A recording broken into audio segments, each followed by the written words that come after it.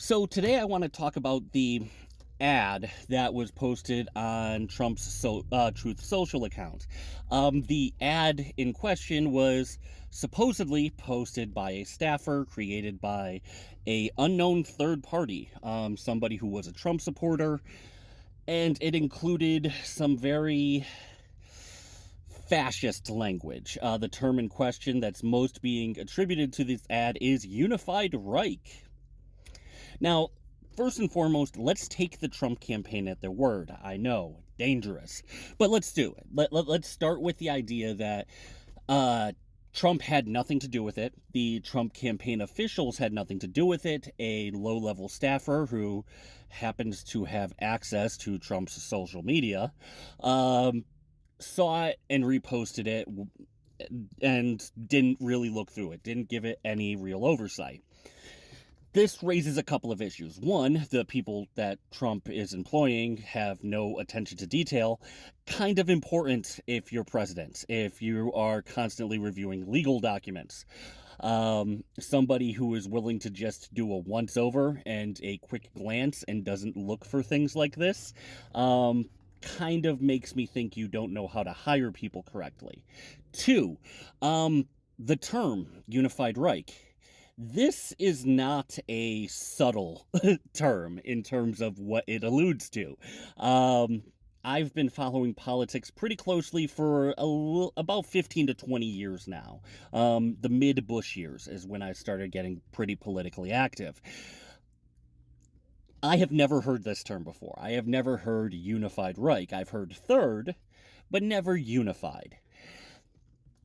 To have this come out, you can tell it's directly meant to appeal or directly coming from a very specific subset of the population. This is not subtle language. It is not language that we see very often, and so you have to assume it's coming from somebody who is deep down in those circles. Now, even if this did not come from Trump, even if everything happened exactly as they're saying, it was a low-level staffer who did not look over it, just saw that it was emotionally evocative and posted it, why is it being created in the first place?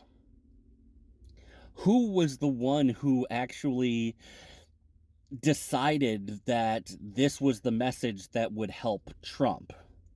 What is it about that ultra far right movement of the 1930s and 40s that coincides and overlaps on that Venn diagram between Trump's policies and the guy with the funny little mustache?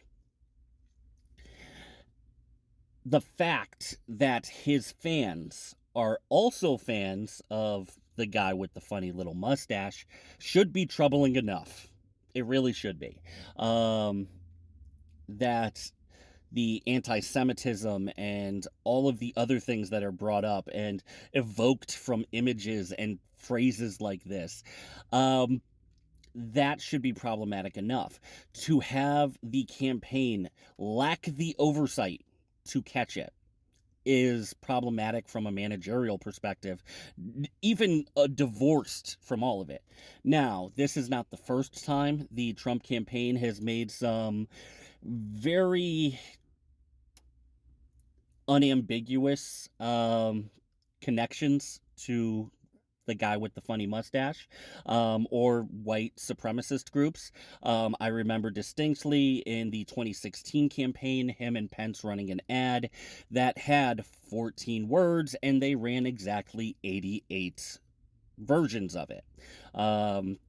14 words alludes back to a very famous American white supremacist. And 88 is a very common connotation within pro funny mustache guy groups.